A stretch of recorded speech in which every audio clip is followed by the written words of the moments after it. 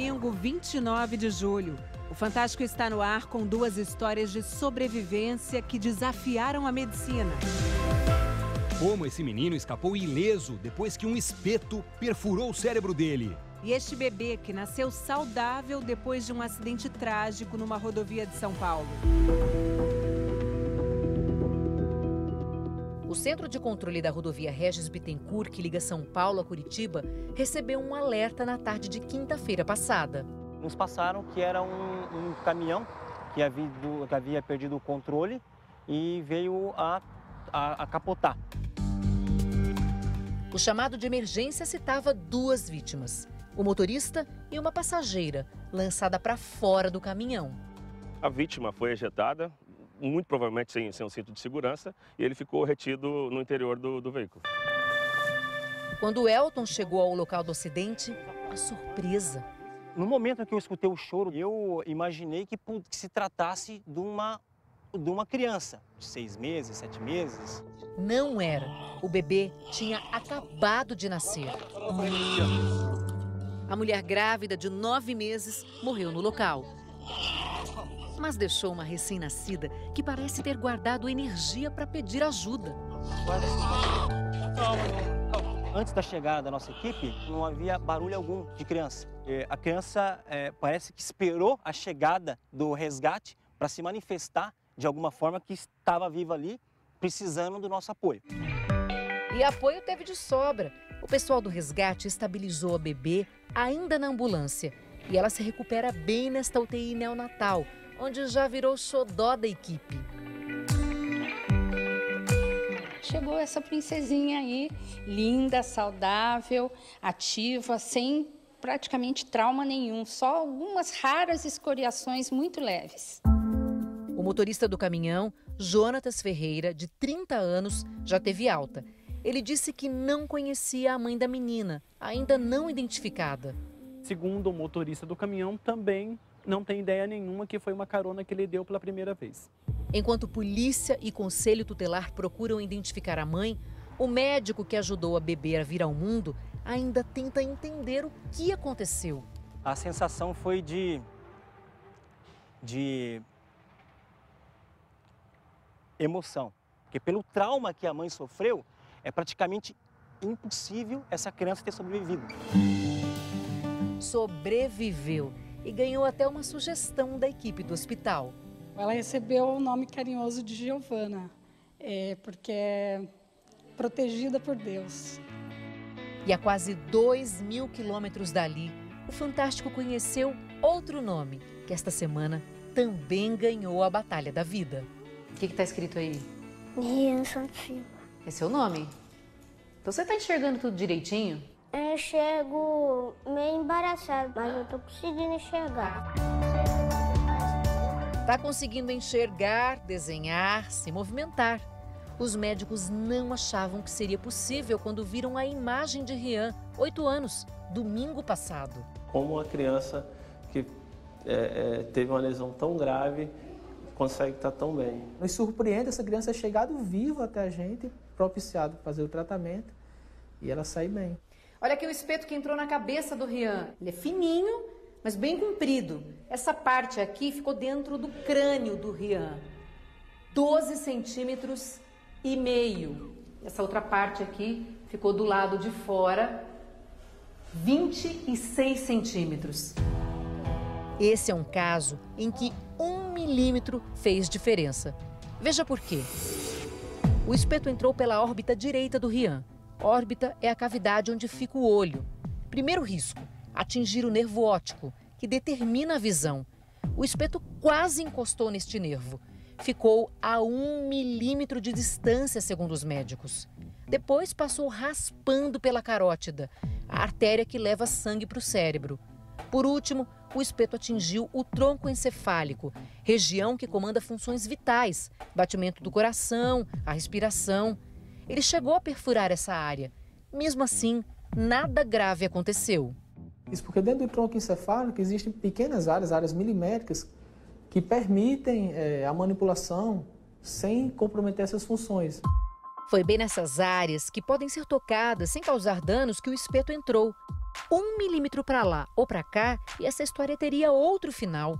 Poderia ter ido a óbito imediato, não acordar mais ou ficar completamente dependente de aparelhos para manter as funções vitais.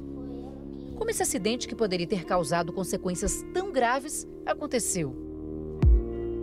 Foi tudo bem perto da casa do Rian, nesta rua, em Santa Luzia, Bahia, cidade de 13 mil habitantes. Ele estava aqui, brincando com o espeto. Eu estava indo para casa guardar o espeto. E aí, na hora que eu pisei no meio-fio, o meu pé escorregou e eu caí. Eu levantei e já estava no meu olho. Em nenhum momento você sentiu dor, nada? Nada. E você ficou com medo? Fiquei. Eu pensei que meu filho naquele momento ia morrer naquele momento. Eu topei minha mãe desesperada, entendeu? E ele com o espeto no olho, já falando assim, me ajuda, tira aqui. Eu quase arranquei, eu levei a mão ainda. Aí o moço me segurou para não tirar, entendeu? Era óbito imediato. Óbito imediato. Se puxasse assim. Porque às vezes ele pode ter lesado uma estrutura e está tamponando. E quando você retira, pode ter um sangramento muito importante. Com o espeto no rosto, Rian foi levado para o único postinho da cidade, aberto no domingo. Eu percebi a gravidade e já preparei o encaminhamento e mandei para o hospital de referência mais próximo. O mais próximo estava a 100 quilômetros de distância e a ambulância seguiu por esse caminho. Ó, um quebra-mola aqui, né? Ixi, e aí nessa hora de passar, por exemplo, o senhor ficava preocupado? Fiquei preocupadíssimo, porque ele não sabia a gravidade do espeto que estava dentro da cabeça do Rian. O risco era o espeto se movimentar. O Rian foi deitadinho aqui na maca e a Rosângela, que é técnica em enfermagem, amiga da família, foi do lado, segurando o Rian o tempo todo durante esse percurso. O tempo todo, para não poder balançar a cabeça dele, entendeu? Aí o corpo dele ia, voltava e a cabeça dele mexia muito. Foram 46 minutos nesse sufoco.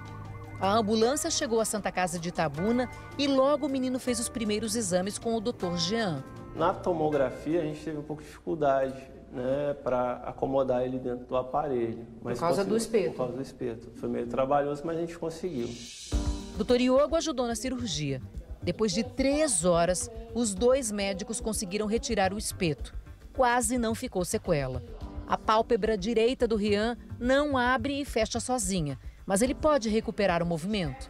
Ficou inflamado o nervo, pela manipulação, pode desinflamar e recuperar a função. Nos hospitais do Brasil, não é comum aparecer casos tão graves assim, mas perfurações mais simples, provocadas por objetos no olho e na pele, acontecem. Quase 1.800 crianças e adolescentes com até 14 anos foram internados em 2016 por esses motivos. Em janeiro deste ano, o Fantástico mostrou outra história bem surpreendente, a do pernambucano Marivaldo, de 11 anos. Um espeto atravessou o coração dele. Ele sobreviveu também. Como está o Marivaldo 6 meses depois? Vai para colégio, anda de cavalo, bicicleta, joga bola. É tudo que o Rian quer agora. Quando sarar, eu vou poder brincar de bola, ir para a escola. E eu também vou ser jogador, mas eu prefiro ser atacante do que zagueiro, volante. Para quem viu essa semana A Vida Vencer, ainda vai dar para pensar muito no futuro.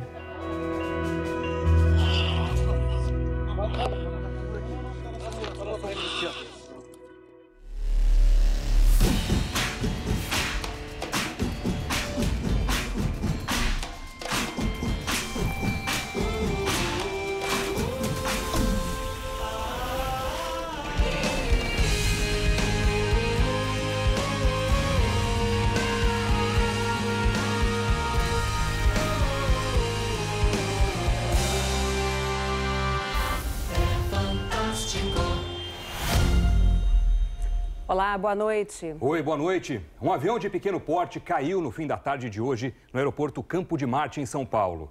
Na queda, houve uma explosão. 7 pessoas estavam dentro do avião e 6 foram resgatadas com vida. A gente vai ao vivo agora até o local do acidente para saber mais informações com a repórter Bruna Vieira. Bruna. Oi, Poliana, boa noite a todos. Os bombeiros e a Infraero confirmaram a morte de uma pessoa nesse acidente aéreo. Era o piloto do avião. Os outros 6 homens que estavam nessa aeronave de pequeno porte, eles foram socorridos e levados para pelo menos 4 hospitais aqui de São Paulo. A gente está vendo que ainda há uma pequena movimentação na pista 3 horas depois do acidente. Testemunhas contaram que o avião tentou fazer um pouso de emergência, mas não conseguiu e subiu de novo naquele procedimento conhecido na aviação como arremeter.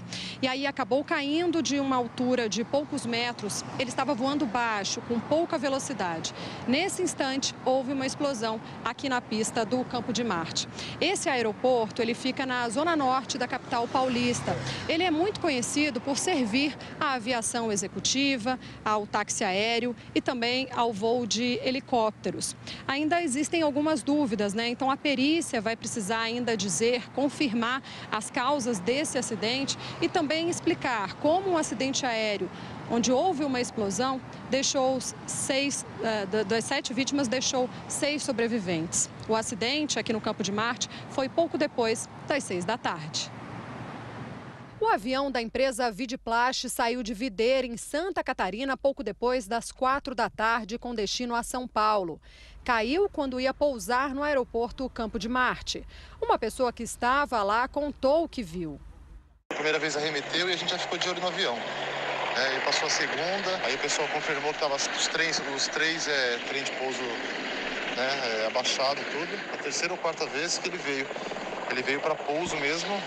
Ele veio, estolou, caiu, acho que de uma altura do descoqueiro que tem aqui da Infraero, aqui na pista, caiu e já deu aquela explosão e pegou fogo.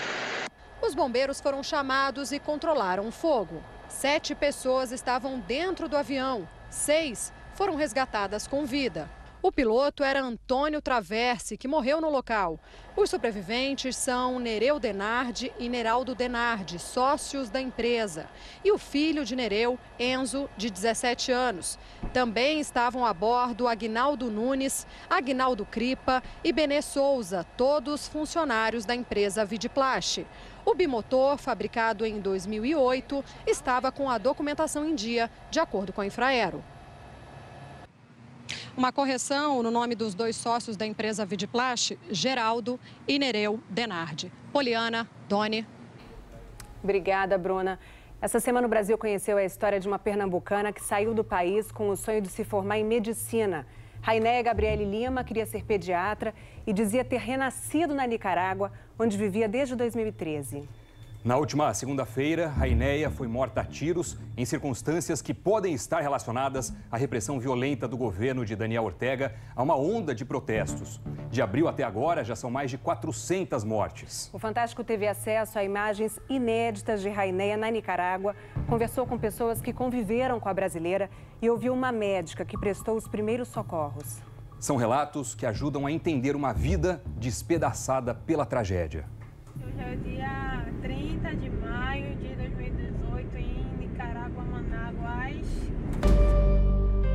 A Lígia, que fez este vídeo, ainda fala da amiga no presente. Ela é uma pessoa muito iluminada, é uma pessoa muito espiritualizada. E quando você termina a faculdade? Daqui a 1 ano. Ok, vou guardar esse vídeo durante 1 ano. E muito amorosa, muito carinhosa, muito caridosa. No último ano da faculdade de medicina, a pernambucana Rainéia Gabriele Lima, de 30 anos, se dedicava a plantões no hospital cada vez mais difíceis. A Carla também conviveu com ela em Manágua. Por mensagem já tinha comentado com você que a situação lá estava muito difícil. Ela comentou que os plantões estavam muito pesados. Ela disse, Carla, eu tô aqui, os plantões estão muito difíceis, está tudo muito pesado, tem muita gente chegando ferida. Hoje a coisa aqui tá feia. Nem começou o dia, eu já tô que eu não aguento, tanto tá andando pra cima e pra baixo. E foi exatamente depois de um plantão, na segunda-feira, que Rainéia foi morta a tiros dentro do carro dela, nesta rua. O namorado estava num outro carro e chegou a levar Raineia para o hospital.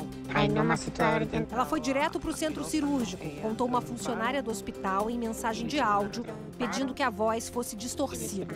Continua a funcionária. Ela teve uma parada cardíaca. Os médicos tentaram reanimá-la por 25 minutos, mas infelizmente ela não conseguiu voltar. Naquela noite, a funcionária conversou com o namorado de Raineia. Uma das coisas mais importantes que o namorado mencionou é que ele viu 3 homens encapuzados atirando. O governo brasileiro cobra informações, mas ainda não tem as respostas. Na sexta-feira, autoridades nicaragüenses prenderam um suspeito, um segurança particular. Mas o reitor da universidade onde a brasileira estudava afirma que Raineia foi morta por paramilitares que apoiam o governo. A única maneira de provar isso é uma investigação internacional e independente. Nós não confiamos nas autoridades locais. Desde o dia 19 de abril, o país vive em suspenso.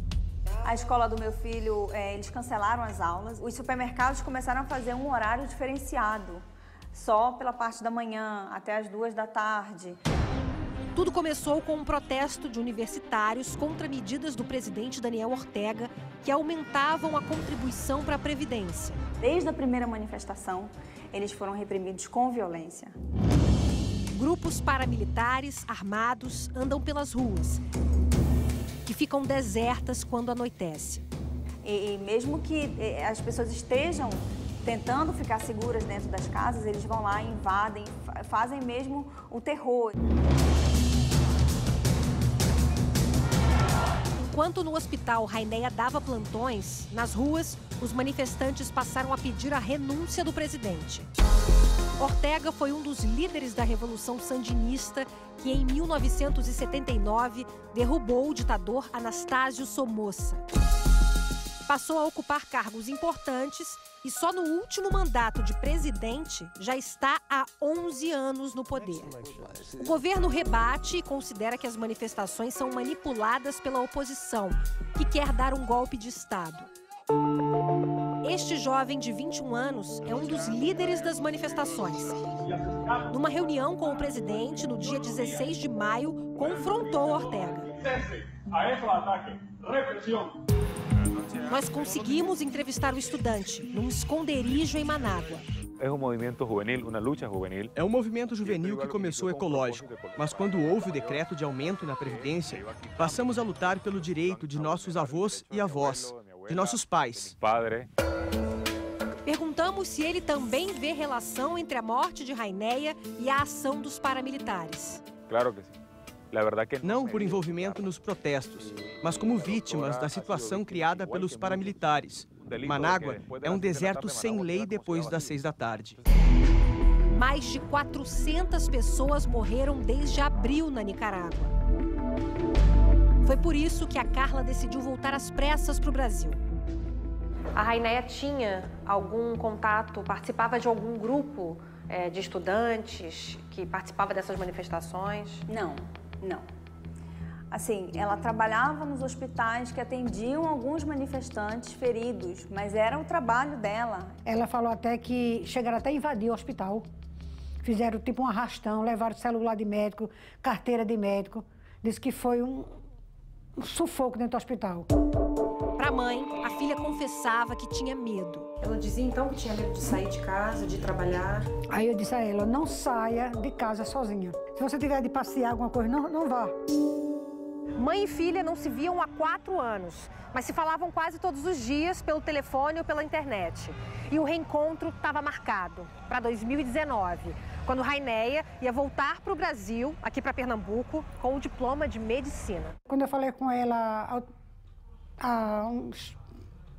acho que 2 semanas atrás, eu disse, minha filha, eu estou contando cada minuto, cada segundo.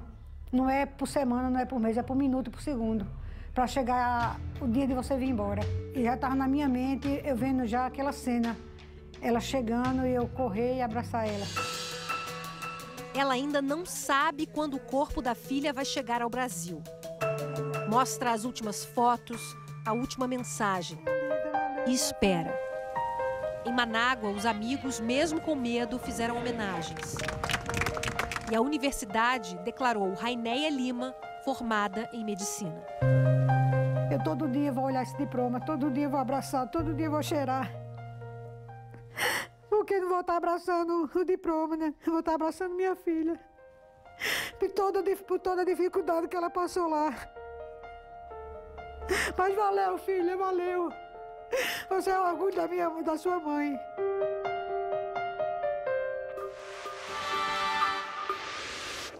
Quando alguém ouve esses acordes, provavelmente pensa, conheça essa melodia. A gente está falando, claro, de um dos espetáculos mais famosos da Broadway, o Fantasma da Ópera. O musical em cartaz em Nova York desde 1988 está de volta ao Brasil. E a Renata Ceriberi leva a gente para conhecer os bastidores desse mega sucesso. Algumas vezes ele é romântico, sedutor. Em outras, um vilão. Afinal, quem é o fantasma da ópera? O fantasma. Ele tem essa bipolaridade também, em momentos totalmente passionais, românticos e doce. O musical conta a intensa história de amor do fantasma que mora no porão de um grande teatro em Paris e se apaixona por Christine, uma cantora que ele decide transformar em uma estrela da ópera.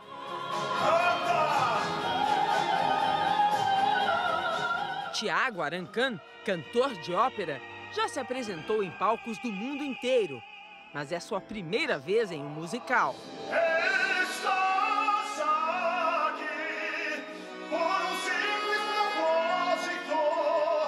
Assim que foi escalado para interpretar o fantasma, Tiago foi até Nova York conhecer os bastidores do espetáculo original. Conversou com diretores e viu de perto a preparação do protagonista americano.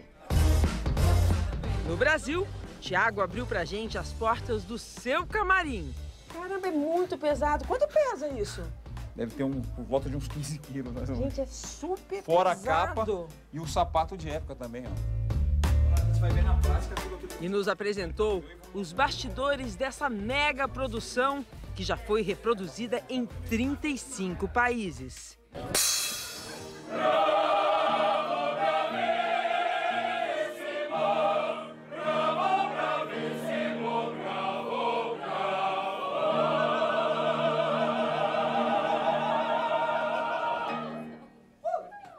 Às vésperas da estreia do espetáculo, o Tiago já está completamente, como que a gente pode dizer? Familiarizado com essa máscara. Sentindo a força que ela dá para o personagem? Totalmente. A máscara, na realidade, é quase o escudo do personagem, porque ela cobre toda a imperfeição dele e dá toda a força. Este diretor veio dos Estados Unidos para garantir que a montagem original seja reproduzida fielmente em palcos brasileiros. Together. Nos bastidores, há 2 meses, ninguém para. Gente, é sensacional observar o trabalho aqui na perucaria. São 210 perucas por espetáculo. Cada um tem uma nascente diferente. Toda essa região? É, toda essa região. Então, a gente tira um molde do ator, quando ele passa no musical, a gente desenha esse molde e a gente faz isso, que é um implante fio a fio. Olha, eu estou aqui com a Raquel Ripani, a diretora brasileira do espetáculo, e ela não coordena só, não dirige só os atores no palco, não. Aqui nos bastidores, ela coordena quantas pessoas? Só da cortina para trás são 199 profissionais trabalhando nesse espetáculo. O que você tanto anota aí? Tudo! Por quê? Eu anoto tudo, desde que uma pausa tá errada, um ator fez alguma coisa errada, a luz fez alguma coisa errada, a fumaça não entrou na hora certa.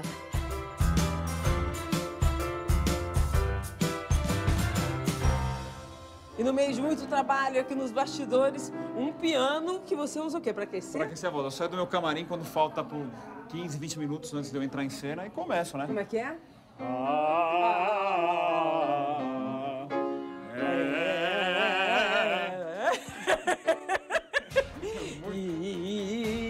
a Cristina, perfeita. Vamos pro palco agora. Vamos pro barco, vamos pro barco. E não é que eu fui parar mesmo no meio de uma cena do espetáculo? Eu estou vivendo um dos momentos mais emocionantes do Fantasma da Ópera. O momento em que Christine é seduzida pelo fantasma. Cantemos outra vez em uma voz, em meu poder estás, estreitos nós. Nossa, como não se render a essa sedução?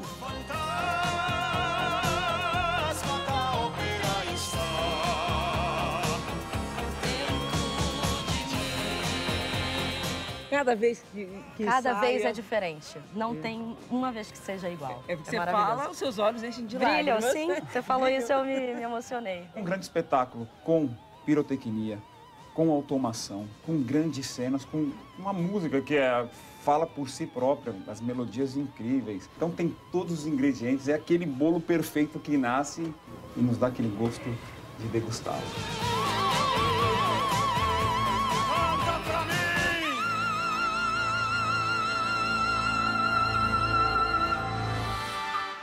O Fantástico está só começando e destaca também. A família da advogada Tatiane Spitzner, morta ao cair do 4º andar de um prédio, fala pela primeira vez sobre o comportamento do marido dela.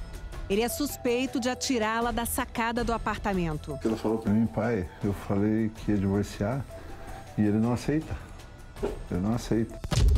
Um aposentado morre, é enterrado em menos de 6 horas e surge um testamento deixando uma herança milionária para o cuidador dele e uma amiga. O que está por trás dessa história? Eu tenho a plena convicção de que foi um golpe. Hoje tem um alerta do Dr. Drauzio Varela. É preciso conter o avanço da malária. A volta de Simone e Simária em primeira mão no palco do Fantástico. E o nosso robô espião flagra o ataque de piratas famintos. O Fantástico vai ao Iêmen, no Oriente Médio, um país devastado pela guerra civil. E entidades de direitos humanos denunciam: bombas brasileiras estão matando inocentes. Brasiliano. E na volta às aulas, um premiado exemplo de dedicação. Qual o segredo da melhor professora do mundo? É emocionante, é fantástico. A gente volta em instantes com o drama de Demi Lovato, a estrela pop que deu um susto nos fãs essa semana. É depois dos comerciais. As marcas do bullying, a luta contra a depressão, contra a dependência química. As letras da cantora Demi Lovato são como um diário com seus dramas íntimos e também mensagens que inspiram jovens do mundo inteiro. Esta semana, o mais novo capítulo dessa história deixou os fãs assustados. Imagina que essa menina é você, é sua filha, ou a sua irmã. Uma menina linda, de rosto redondo, canta, dança.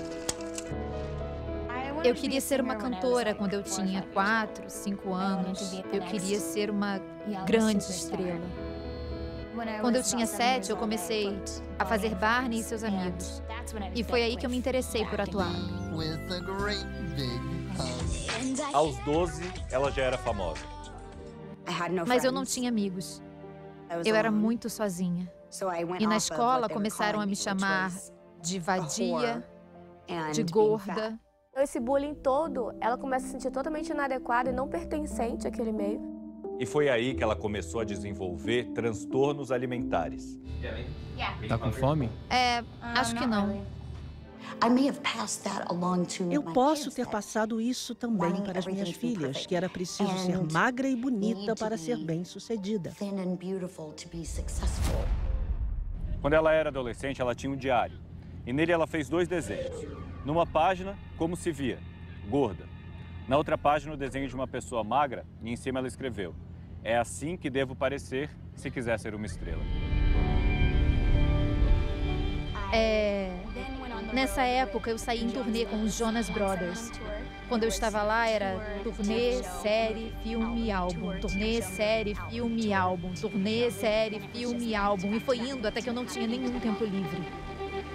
Eu estava indo naquilo, tipo, amando. Foi aí que tudo ficou meio louco. E um pouco Eu diria talvez, possivelmente fora de controle. Eu não estava comendo, vomitava e me automutilava. Eu entrevistei a Demi Lovato em 2013 para o Fantástico. O que mais me impressionou foi quando ela contou a história das tatuagens. Ela contou que escreveu as palavras Stay Strong nos punhos, que querem dizer fique forte em inglês, por cima de cortes que ela mesma fez. No álcool e nas drogas, ela encontrou outras formas de escape. Não é um fator só que faz com que a pessoa adoeça.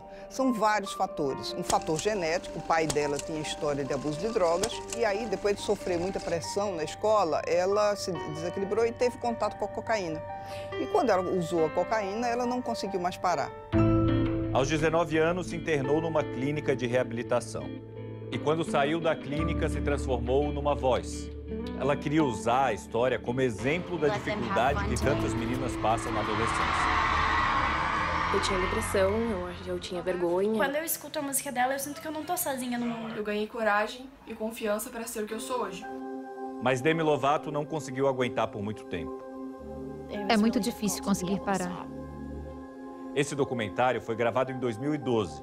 E no ano passado, ela confessou que não estava sóbria durante essas gravações. Estava usando cocaína. Ela cresceu, mas nunca se livrou do bullying. É como se, na palma da mão, fosse um recreio de colégio eterno, ouvindo a opinião de milhões e milhões de pessoas. Tá com algum problema? Eu voltei a vomitar. Em março, ela comemorou na internet o fato de estar sem usar drogas ou álcool por 6 anos. Mas logo depois lançou uma nova música, que em português se chama Sóbria. Dava a entender que tinha voltado a usar drogas e álcool. E na terça-feira da semana passada, uma ambulância foi até a casa da cantora em Hollywood Hills, em Los Angeles. A cantora americana Demi Lovato teria sido uma overdose. A internação dela. Os amigos que estavam com ela na hora do chamado a medicaram com Narcan, que é um remédio para cortar os efeitos de drogas opioides, como a morfina ou a heroína. Com a história da Demi Lovato, a gente fica muito preocupada com uma associação que imediatamente a gente faz com o grande ídolo da vida dela, que foi a Amy Winehouse, que foi uma pessoa que teve uma história de transtorno alimentar e história de abuso de drogas grave que terminou levando à morte. Agora ela se recupera no hospital. E ninguém confirma o que ela realmente usou na última terça-feira. E os comentários continuam. Mesmo sendo uma ativista e sabendo pelo que lutar, ela nunca conseguiu se convencer que era tão boa quanto os outros. Por ter um corpo.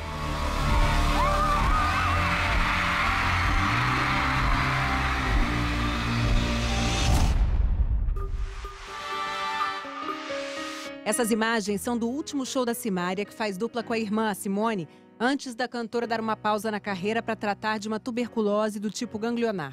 Durante o tratamento da Simária, a Simone assumiu o show sozinha. Deu tudo certo e as duas estão quase prontas para o retorno aos palcos juntas, no início de agosto em São Paulo. Mas antes, elas deram uma passadinha aqui. As coleguinhas estão de volta e o primeiro show é aqui no palco do Fantástico. Eita, que maravilha. E logo que começou, a Simária começou a cantar e já se emocionou.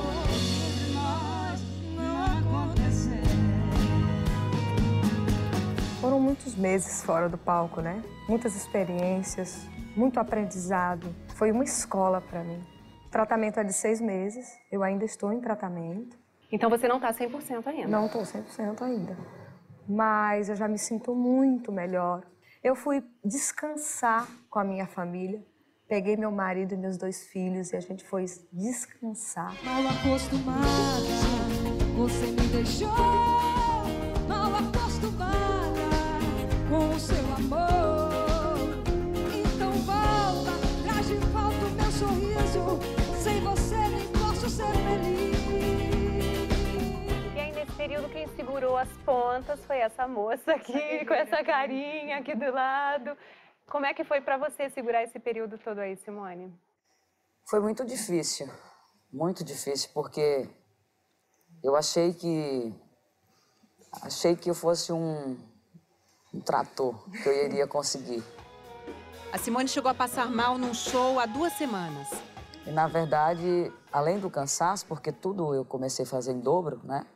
Sem a presença dela, começou o psicológico também a abalar, né? Eu vi um post do teu marido dizendo que você é guerreira, que você é forte, mas que você também é frágil, é doce. Mas tem uma hora que todo mundo cansa, né? Eu tenho coração, tenho sentimento e eu pude perceber isso, que essa parte existe dentro de mim e que ela também precisa ser cuidada. E para comemorar essa fase nova, tem música nova, tem clipe novo com Débora Seco, com tudo que tem direito, né? Maravilhosa, né, Débora? Fazendo parte dessa volta nossa com essa música tão linda. E ela dizia, Simone, a música não sai da minha cabeça, não sai da minha cabeça. Tá ficando lindo o trabalho, tá lindo, tá lindo.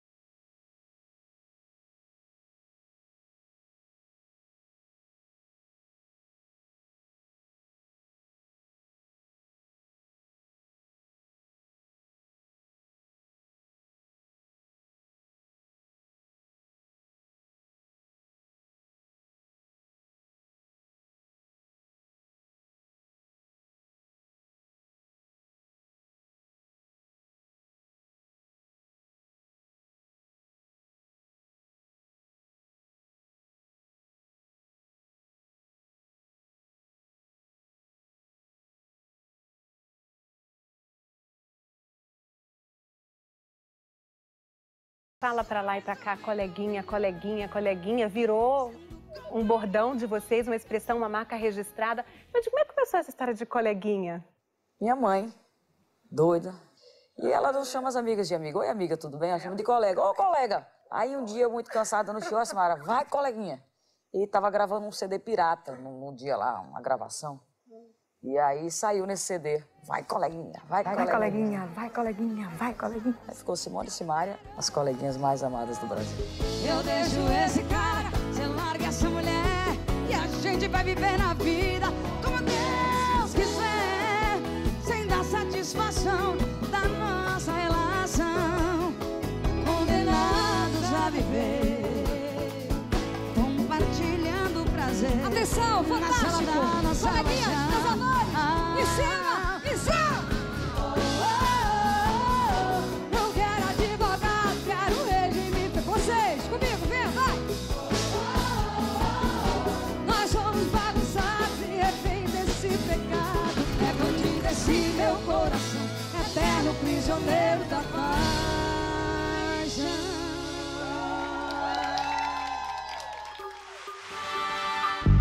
É hoje como combater o avanço da malária. Nos Estados Unidos, a cidade de Nova Orleans viveu momentos de pânico.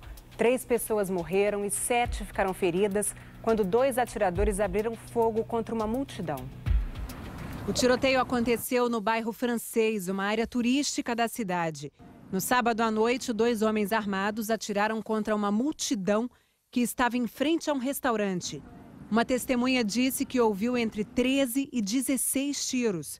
Os atiradores fugiram e ainda não foram identificados. A polícia investiga os motivos que levaram a este crime. 3 homens foram presos em Fortaleza, suspeitos pelos ataques a ônibus e prédios públicos na capital cearense e região metropolitana.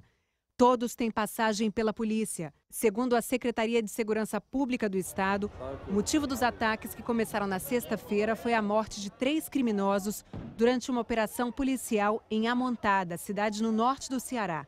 Outros envolvidos ainda são procurados.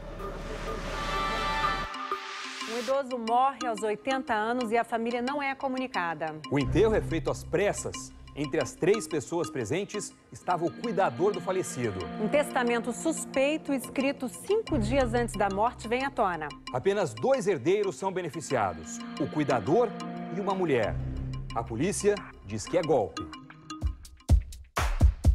Simeão Cruz tinha 80 anos e morava sozinho em Juiz de Fora, interior de Minas Gerais. Os móveis e a decoração antiga do apartamento eram do tempo em que ele vivia com a mãe. Não casou, nem teve filhos. Ele era uma pessoa maravilhosa, espetacular, sabe, muito leal, muito amigo. O advogado aposentado tinha 19 sobrinhos. Morreu em casa no dia 13 de maio. Um médico atestou a morte. Na certidão de óbito constam as causas: insuficiência cardíaca e hipertensão arterial. Nenhum parente foi avisado. Minha irmã passou que os vizinhos falaram que já tinha morrido e tinha enterrado. Eles falaram que tinha sido 7 horas, 7h30, mais ou menos, a morte dele, 13 horas já tinha enterrado, que tinha 3 pessoas no velório. Eu liguei para o cuidador perguntando, porque não comunicou a família. Ele só respondeu que cumpriu a missão dele e desligou o telefone. O cuidador de idosos, Carlos César Viana, trabalhava para Simeão e tinha a confiança da família. Carlos alegou que o aposentado pedia para que os sobrinhos não fossem avisados de sua morte. Eu fiquei indignada, porque isso nunca foi da vontade dele. Para conseguir a certidão de óbito no cartório, o cuidador contou outra história. Ele alegou que essa pessoa não tinha nenhum parente próximo que ele conhecesse. Aqui na casa do Simeão, os sobrinhos se depararam com mais uma surpresa. Entre as contas que estavam em cima da mesa, a fatura do cartão de crédito do tio, com uma despesa inusitada. O caixão do Simeão foi pago com o cartão dele, no dia da morte, em 6 parcelas de R$ 366. E mais surpresas. O tio tinha deixado um testamento somente para 2 beneficiários, o cuidador e uma amiga dele, a jornalista Denise Zagueto. Ele sempre falou comigo assim, não, o dia que eu morrer, meus sobrinhos, está tudo aí, tudo certinho, é tudo deles. A família decidiu então procurar a polícia. O testamento foi assinado, teoricamente, dia 8 de maio e ele falece dia 13 de maio. Então ele já realmente estava com a saúde muito debilitada. O testamento foi feito no computador de Denise. A jornalista e o cuidador chamaram um médico para atestar a lucidez do aposentado. Para a polícia, a ideia era mostrar que Simeão estava em condições de assinar o documento. No celular de Denise, a polícia encontrou uma mensagem trocada com uma advogada. Denise comemorava. O médico deu o atestado, lúcido, e o testamento particular assinado. Simeão tinha um patrimônio estimado em 6 milhões de reais. Eram aplicações financeiras e 9 imóveis. O testamento foi assinado por 3 testemunhas, mas Denise parecia não estar confiante. Eu estou assustada. A minha testemunha recebeu uma intimação ontem para ir na delegacia. Ela não estava junto quando da feitura do testamento, ela só assinou como testemunha. Ela só assinou. Se eu soubesse que ela iria lá, eu tinha instruído para ela falar que estava, né? Na delegacia, as 3 testemunhas confessaram que assinaram o documento sem a presença de Simeão. O fato de as testemunhas dizerem que não estavam presentes, ele pode se tornar um testamento inválido. Eu tenho a plena convicção de que foi um golpe, até porque os 2 beneficiários eles entram em muita contradição. O testamento ocorreu de forma estranha, de que o idoso não tinha noção do que estava assinando. Denise e Carlos não quiseram dar entrevista. A defesa de Denise disse que ela e Simeão eram amigos. A família do aposentado nega. Ele sempre falava que tinha o desejo de deixar os bens dele para ela, que ele a tinha como uma filha. O advogado afirmou que Denise fez o testamento a pedido do cuidador. Ela não queria figurar no testamento. A ideia do cuidador foi que ela entrasse. Mas eu entendi o senhor falar que o Simeão disse que queria deixar para ela. Na verdade, a princípio, pelas informações que nós recebemos, é que quem ia ser o único beneficiário era o cuidador. E o cuidador a convenceu, você está sempre aqui, ele te tem como uma filha, e conversaram com ele e convenceram que ela também entrasse no testamento. A defesa de Carlos César alega que Simeão queria beneficiar o cuidador.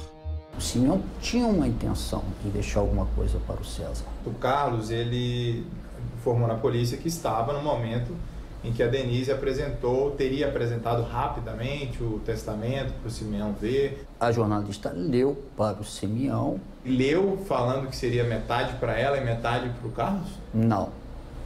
Nesse momento, a jornalista equivocou-se nesse momento. Não falou, se esquivou do nome dela. Existe prova mais suficiente, mais que robusta, para indiciá-los, pelo menos no crime de estelionato. A polícia também apura as circunstâncias da morte. O corpo foi exumado e o material colhido será analisado. Para que nós possamos verificar se houve ou não algum crime mais grave. E aí, se isso for comprovado, aí nós teremos outros elementos para poder pedir a prisão.